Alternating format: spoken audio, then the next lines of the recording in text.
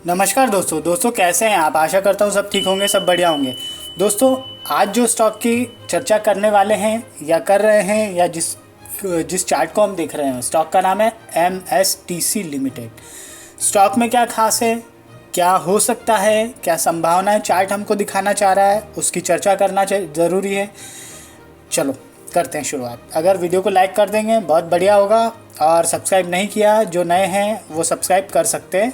चलिए, यहाँ पर जो है अगर चार्ट को हम देखें तो इस स्टॉक ने जो हाई जो लगाया था, जो हमको चार्ट पर अभी विजिबल है, दिख रहा है, वो 19 अक्टूबर 2021 को इसने हाई लगाया था 542 रुपये का। ठीक है, उसके बाद ये धीरे धीरे करके रगड़ते रगड़ते नीचे आ गया, और इसने जो लो लगाया वो मोटा मोटा यहाँ पर हमको दिख रहा है, वो करीब करीब 224 रुपये 30 पैसे का। मतलब मोटा मोटा मान के चलो 50% हो गया वहाँ से।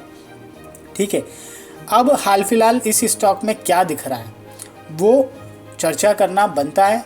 ठीक है, संभावना दिख रही है क्या इसके चलने की, या और भी कुछ संभावनाएं अगर दिखती हैं चार्ट पर तो डिस्कस कर लेते हैं वन बाय वन। देखो, अगर यहाँ पर देखो, इसने जो लो लगाया था 11 जुलाई 2022 को 224 रुपये 30 पैसे का। ठीक है, उसके बाद ये स्टॉक है ना नॉन स्टॉप यहाँ तक चला, करीब करीब इसने जो हाई दिख रहा है हमको 269.85 का। उसके बाद में ये आया नीचे। अब जो है यहाँ पर समझने वाली कुछ बातें हैं, उनको थोड़ा सा ध्यान से समझना चाहिए। अगर हम कैंडल के साइज़ देखें तो नीचे गिरावट आ रही है। मतलब अगर हम इसको ऐसे देखें ना, कुछ ऐसे इस तरह से, यहाँ से अगर हम शुरुआत करते देखने की तो कुछ इस तरह से हमको ऊपर गया, फिर नीचे आया, फिर ऊपर गया, फिर नीचे आया, फिर ऊपर गया, फिर नीचे आया, और फिर कुछ इस तरह से स्ट्रक्चर हमको फॉर्म होते हुए दिख रहा है।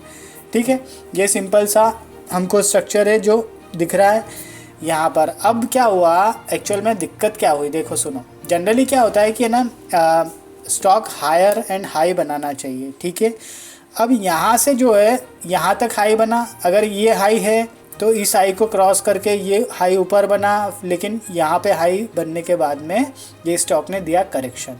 ठीक है, होता है ऐसा जनरली 2-3 बार अगर इस तरह के सीक्वेंस हो जाते हैं ना, तो जनरली लोग प्रॉफिट बुक कर लेते हैं। ठीक है, अब हमको यहाँ पर क्या करना चाहिए, क्या दिख रहा है, उसकी और चर्चा कर को आगे बढ़ाते हैं। तो यहाँ पर अगर हम देखेंगे ना, इस पॉइंट पे आप रखो नज़र, इस पॉइंट पे। ठीक है, ये जो पॉइंट है ना, ये है अपने आप में इम्पॉर्टेंट। वो क्यों है, क्योंकि देखो, अगर आप यहाँ से देखोगे, इस कैंडल को देखोगे 1 अगस्त 2022 को, इस कैंडल के फॉर्म होने के बाद में ये एक बड़ी कैंडल हमको मिली। ठीक है, यहाँ पर इस स्टॉक ने लो लगाया जो कि सपोर्ट का काम कर रहा है। मतलब ये जो ट्रेंड लाइन है, मतलब 246 रुपये 55 पैसे के आसपास का जो प्राइस रेंज है, वो एक सपोर्ट का काम कर रहा है। सिंपल सी बात ये है। ठीक है, अगर यहाँ से देखेंगे तो 4 अगस्त 2022 के बाद में इस स्टॉक, ये जो स्टॉक है, इसके नीचे क्लोजिंग नहीं आई है। इनफैक्ट सारी क्लोजिंग उसके ऊपर ही मिली है।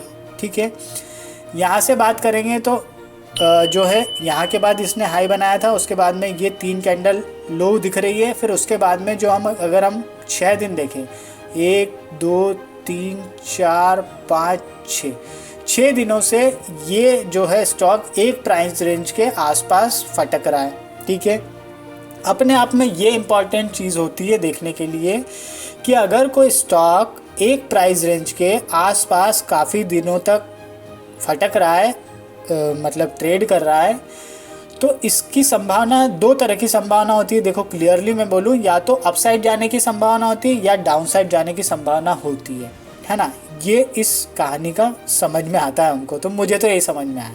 ठीक है, अब जो है अगर हम यहाँ पर देखें तो ये जो है ना 261 रुपये 80 पैसे 85 पैसे जो दिख रहा है ना, मतलब 262 रुपये के आसपास आपका भाव मान के चलो।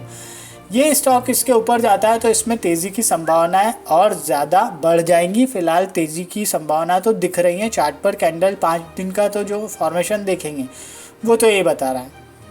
ठीक है, अब इसमें जो है एक पॉजिटिव और चीज़ है कि अगर हम यहाँ से देखें तो कहाँ से 1 2 3 4 5 6 6 दिन का हम एनालिसिस करें तो 6 में से 2 दिन की जो बार है, 2 दिनों के जो बार हैं वॉल्यूम के, वो नेगेटिव दिख रहे हैं और 4 दिन पॉजिटिव दिख रहे हैं। तो अपने आप में एक वो छोटी सी चीज़ है लेकिन काम की है, इम्पॉर्टेंट है, ठीक है। RSI देखें यहाँ पे तो 54.73 बता रहा है, 54.73 बता रहा है, अपने आप में कंफर्ट है, अच्छा है, एंट्री के हिसाब से ठीक रहता है, ठीक है। एक और जो चीज़ इंपॉर्टेंट है, अगर आप यहाँ पे MACD को देखोगे तो यहाँ पे एक बुलिश क्रॉसओवर हुआ, इसके बाद में यहाँ पे हुआ ये ऐसे कुछ इस तरह से MACD का जो रेंज है वो इसी के आसपास, एक लेवल के आसपास ही अटका हुआ है, जैसा कि प्राइस रेंज उस बात को शो कर रहा है। मुझे लग रहा है कि अब धीरे धीरे करके ये जो है उठना चाहिए और ये जो है ना मतलब क्रॉसओवर थोड़ा सा और बढ़ना चाहिए, क्योंकि क्या होता है, इतना अगर हम सूक्ष्म देखते हैं ना तो इसके इंटरनली एक हाथ क्रॉसओवर तो बेरिश वाला हो ही गया होगा और उसके बाद में वो पॉजिटिव में भी कन्वर्ट हो गया, हो सकता है अगले दिन ही हो गया हो। तो इस तरह की संभावना यहाँ पर मुझे तो इस चार्ट पर दिख रही है, ठीक है। तो ये सारी जो चीज़ें हो गई पॉजिटिव। एक और चीज़ पॉजिटिव है, ये स्टॉक जो है हमारा 110 हल मूविंग एवरेज है उसके ऊपर की ओर सस्टेन कर रहा है।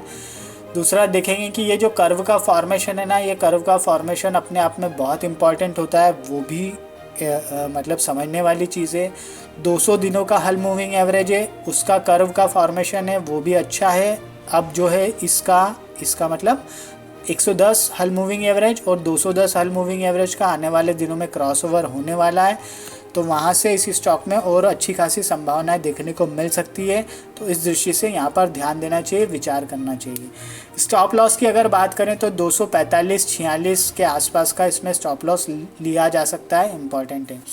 टारगेट अगर देखो तो अगर जो बहुत ही छोटा मतलब बहुत ही जो छोटा टारगेट एक्सपेक्ट करते हैं ना, उसको जो है 269-270 के आसपास का टारगेट रखना चाहिए। बाकी जो है थोड़ा सा लंबा सोचते हैं तो थोड़ा सा मुझे लगता है कि यहाँ पर 300 रुपये के जो है टारगेट के लिए थोड़ा सा विचार करना चाहिए।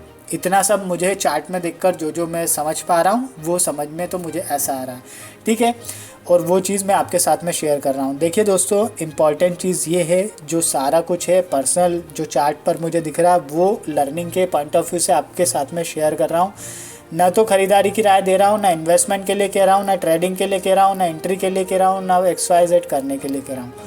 जैसा भी लगे, जो भी लगे, अपने फाइनेंशियल एडवाइज़र से सलाह मशवरा कीजिए, उसके बाद निर्णय लीजिए, या फिर स्वविवेक के साथ में जो करना चाहें वो कर सकते हैं, आप स्वतंत्र हैं।